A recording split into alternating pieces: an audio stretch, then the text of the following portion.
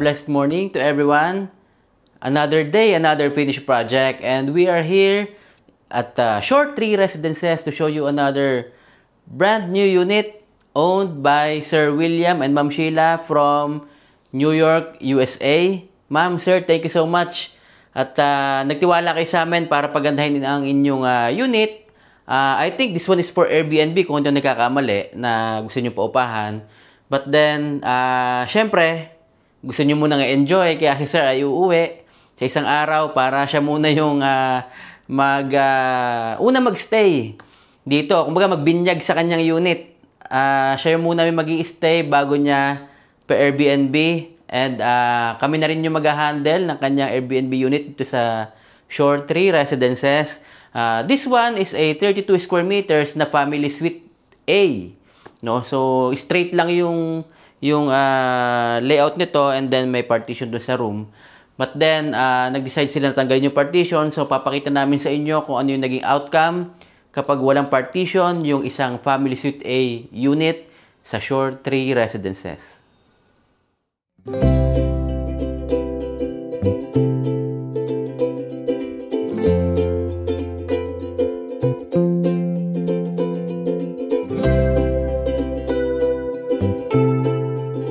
Guys, bago kayo pumasok sa unit ni Ma'am Sheila at ni Sir William, naka-smart lock na rin.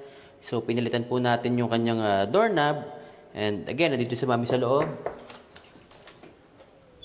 Hello, good morning! Yan. So, Mami, unahin natin yung kitchen ni na Sir William. So, I know, may mga bagong diskarte na naman ginawa rito. Okay. Yung ating owner, saka syempre ikaw, yan. Ayan. So, dito daddy sa kitchen, dito ka, para makita mo to. Oo nga, yan. So, ito yung talagang position ng ating ref dito sa mga corner unit ng Short Tree. So, itong corner na to is near the elevator. Okay. Okay, this is 32.38 kung di ako nagkakamali, meters, yes. no, square meters. So, ito talaga ang provision for the ref. So, dito, nag-extend tayo. Kung makikita mo dati, naglagay ako ng divider. So, pagpasok mo, hindi mo agad makikita na ref yung nandito. So, meron tayong divider dito. Then, okay, itong ating microwave extension, plus the shelves, and storage, yan. Meron tayo dito. Additional to. Additional na to. So, ulit, before ay wala to, tama? Yes, wala to. Itong area na to. Ito is hanggang dito. So, ang ginawa namin is pinatay na namin tong dulo. Yung isa. Yes. Ito na yung ginamit namin. Yan, sorry. Ito na yung ginamit namin na storage. Yan, no? So, yung ref. Then, naglagay ako ng backsplash. Wala akong binago dito sa ating kitchen na existing kung hindi tinakpan ko lang yung dulo.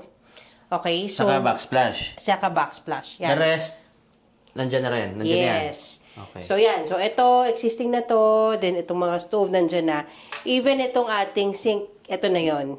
So, same lang yan. Ay, bagong unit naman eh. So, yes, maayos pa po, guys, ito. So, bago po naman yan lahat. Yung minsan lang, ayaw nila ng kulay, so pinapalitan. Pero si Sir, they decided to use the new cabinets. Yes. So, kung mapapansin mo, Daddy, nakakuha tayo ng halos kakulay niya na wood. Oo nga, no?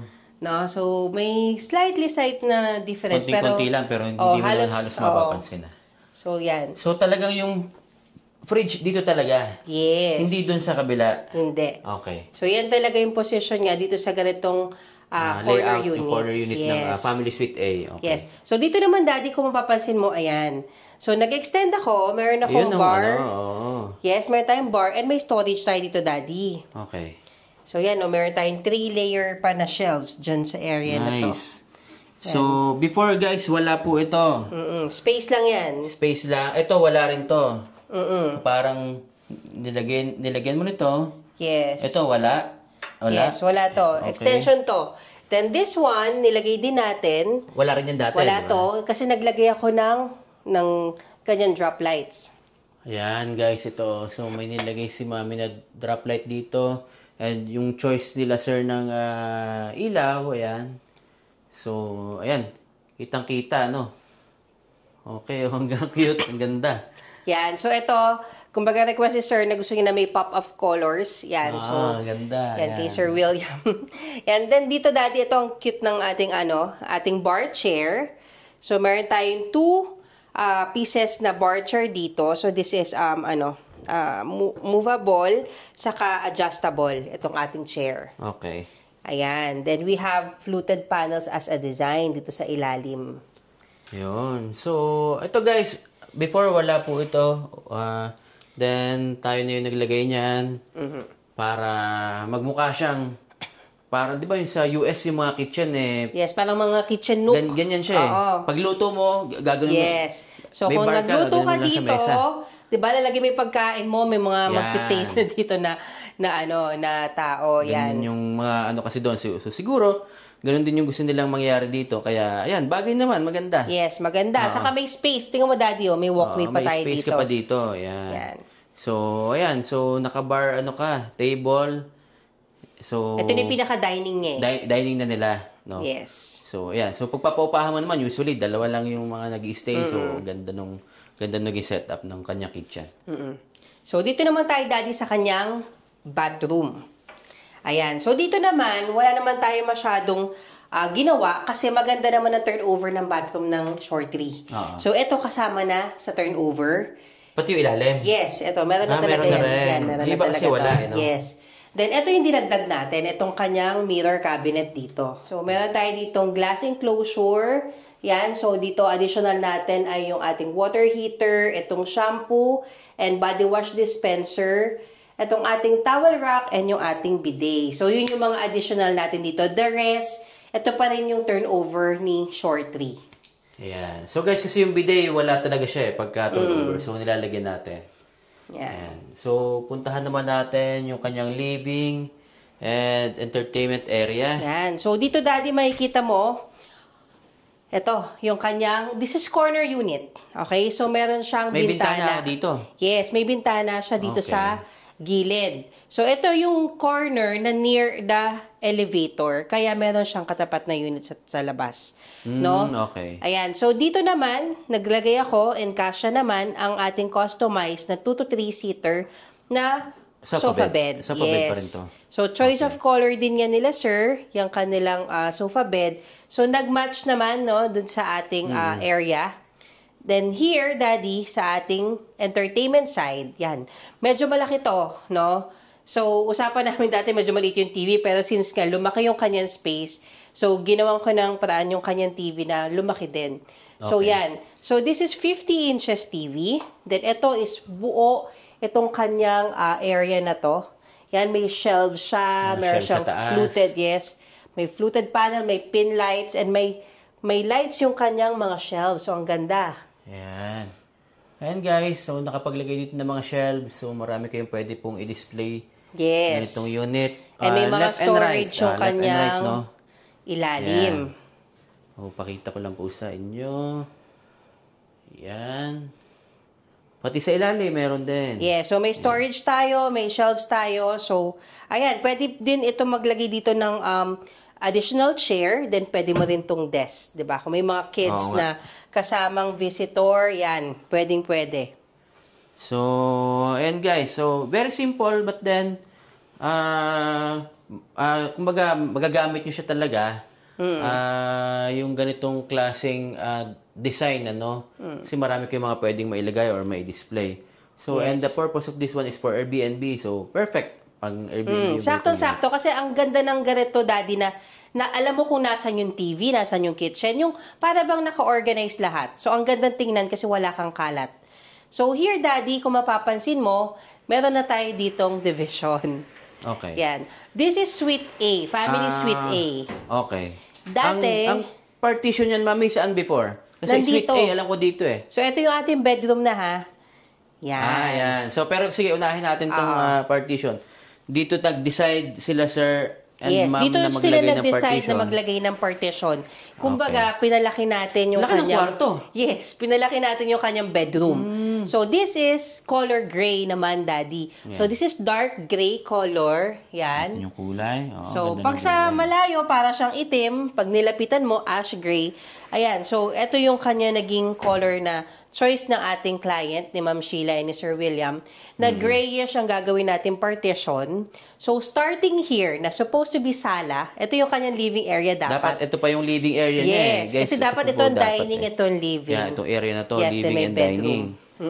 Yan, So, pero- dito, yan. Ayan, dapat ito, living area pa rin to eh. Yes. But then, ang ganda ng naging ayos nito kasi malaki yung family suite A na unit nila, sir. So, ang laki ng kwarto niya. Yes. Daddy, kung makikita mo dito, meron pa tayong space. Pwede pa tayo maglagay na additional foam. Kung gusto niyo na parang camping style, no, may airbed tayo dyan. Then dito meron tayong kama. Then dito naman, ang ating space for the wardrobe. So, ang ganda nung naging itsura din kasi from gray, from wood, ayan, gray na tayo dito sa area na to. So, ito is light gray gloss, yung kanyang cabinets. Then this one, meron siya ditong lagayan ng mga bags or ng kung anong gusto niya ilagay, nakita siya sa labas. Mga bags pwede rito. Yan. So, kung may collection sila, sir and ma'am, pwedeng-pwede. So, yan ang space nila. So, hindi na ako masyado naglagay ng ibang gamit. Kasi nga, uuwi si sir. So, baka naman meron siyang maisip na ilagay niya. But if gusto niya, so pwede naman ako mag-add ng ibang, accents pa. So, yan dito, Daddy. Minaximize ko lang yung space. Naglagay ako ng shelves. Then, meron siya ditong kanyang vanity area na may drawer. Ayan. So, may mga storage tayo dito. Ayan. Ito, ang dami mong may lalagay dito kasi ang laki nung cabinet niya. Tapos, Yes. may space pa po dito. Yes. Saka, ang kagandahan nito, hindi kita yung kama sa labas, Daddy. Nung nakatayo Oo tayo nga. doon, di ba? Ay, wait. Balik ako dito. Oo. Di ba? So, yun kasi yung iniisip namin noong una eh. Hindi ka kagad kita. Yes. Oo. Siguro, paa mo lang siguro. Ayan, paa mo lang Ayan. makikita. So, eto, yan. So, since ito nga ay living area dapat and corner, kaya tayo maraming bintana, kung mapapansin mo. Paikot eh. Yes. Ganda. Ito yung bintana ng kwarto. Ito yung bintana dapat sa living living area. and- No? living So, area. ang kanyang view dito ay amenity area, pero this is the side na hindi pa masyadong gawa. Okay. So, amenity view yung kila sir. Yes. So, guys, pakita ko lang po yung dapat na partition. Mapapansin nyo, ito yan eh. Yan. So, kung ito naging partition niya, maliit na lang yung magiging space niya for the bed. Ito yung living area, dining area. So, pero dahil nga tinanggal natin yung partition, napalaki tuloy yung kanyang kwarto. So, naging maganda yung style. At saka, Daddy, ang shortly kasi, usually they want a multi-split aircon. Since nga pwede sa sala, pwede sa living area, pwede sa kwarto. So, since dito, pinalaki naman na natin yung space niya for the room. And kaya naman din tumagos dito. One aircon na lang tayo. Yan. So, one split type aircon na lang ang nagamit ko. Tama. So, kasi kaya niya naman yung palamigin. Yes. But this is 2 HP. 2 HP. Dito kasi sa short, 3 HP ang po pwede dun sa 1.5, 1.5. 1.5 kasi multi-split pwede. Yan. So, 2 HP yan. Nakatipid pa sila, sir. Yes. Siyempre, mas tipid pa rin sa kuryente. Oo. Ayan. Ayan. Then, dito naman tayo, Daddy, sa bed. So, yan, no? Napaka-comfortable. Ang ganda na naging style dito. Kasi talaga ito yung inaay ni Sir William ay ni Miss Sheila na mangyari. So, tingnan mo, napaka-unique nung style. Oo Di ba? No, meron tayo ditong, this is a bed box. And then Okay. this one, ito, ang ganda ng cabinets niya. Ang dami niyang magiging storage. Ay, nilalagay. Daddy, from dito sa headboard dapat hanggang sa taas. Kita mo naman, ang dami niyang malalagay. So, pwede natin itong lagyan ng lock actually para kung kunyari meron silang gustong itago, no, na mga items nila, kasyang-kasya. Siguro mami nakuha ko yung gusto nilang mangyari dito. Dahil syempre, pag natutulog ka, imagine guys, natutulog ka dito, gusto mo maglagay lang o abutin mo lang yung phone mo rito, may gamit ka rito sa taas, Yes. pwede. Kasi nga po, malaki yung kwarto. Yung iba naman, nakasagad doon yung headboard, doon sa wall mismo. Sa sides naman nila. Kasi, diba? ang dapat na kwarto niya, kama niya lang, hanggang dito lang dapat yan. Yes. Base dito sa partition. Division Ayan. niya. So, Ayan. Naka-move tayo kasi nakapaggawa nga. pa siya ron ng mga Yes. cabinets dito sa Yan. sa tapat niya mismo. Ayan. So, parang naging siya, bed and computer area niya. Ito, Daddy, meron tayong desk dito. 'Di ba? So, ang ganda na nangyari kasi nagkaroon ako dito ng parang mini study area, mini office area. So, ang ganda nung naging concept nung idea niya to, 'di ba? And again, may pop of color tayo na orange diyan. So, this is all gray. So, ang ganda nung nangyari. 'Di ba? White and gray Mula dito sa area na taas. to, simula sa taas. Ang taas ng ceiling nito Medyo mataas din po ang ceiling nito. Oo nga. Yan. So, fluted panels at the back and LED lights. Hanggang So, ilalim. yan. So, Ayan. medyo minimalist tayo, no? So, wala tayong masyadong accessories. Then, this one, Daddy, since meron nga tayo sa ilalim, meron tayo dyang storage. Parang pag mayroon kang gusto Yan. itago. Sir, pag may gusto kang itago dito, pwede. Yan. So, pwede. Hindi siya halata eh. Yes. Diba? So, Parang secret storage. yes. So, Dito meron kaya. tayo dyan. Since nga may space naman dyan sa ilalim. So, pwede mong lagyan ng lock dito siguro sa ibabaw na hindi makikita. Yes. Para kung may gusto kang Oo. itago dyan sa Yung mga, ilalim ng bed. sir, yung mga dollars nyo, ayan. Pwede dyan. Hindi yun mahahalata. Kasi, ayan. So, yun ang maganda pag-customize. So, pwede ka makapaglagay ng mga ganyang hidden cabinets. Yes. Saka, Daddy, ang ating mga ceiling lights are uniform. So, dito sa bedroom, Pakita pagkapareha natin. sila. Oh, nice. Ang ganda ng kanyang ceiling light. So, Yan. dalawa. Yes. So, dalawa. Kasi dapat leading to no? Ayan. So, pangatlo is yung ating ceiling fan doon. Pangatlo, sa ito ating na iba kasi living nasa area. living dining ka na. Yes. Ayan. So, ang ganda. Very So, spacious, ano? Oo. Saka, nasa sa inyo po kung ano yung mga gusto nyo talagang ilagay. Ayan. So, So, parang kami- naging siya, L-type Yes, unit. na one bedroom. Na one bedroom na malaking size. Kasi nawala yung partition, but then, nilipat natin dito. Oo. Ayan. So, ang laki. Pwede kang tumakbo dito sa unit niya Ganda. kasi, Kasi ang luwag. malaki, tapos corner ka pa. So, talagang marami kang pwede magawa rito sa Yes. unit na design. Yan. Pero si Sir is minimalist lang din. So, ayan. So, I hope pagdating ni Sir, magustuhan niya yung ating ginawa dito. Actually, nag-message nga sa akin kung si Sir kung mag-check-in pa daw ba sila o hindi na. Sabi ko, Sir, no. You can use your unit na. So, ayan So, po. siya ang first customer ng Kayo kanyang, ang first customer ng inyong unit mismo. Yes. So, para matry. Maganda kasi yun, no?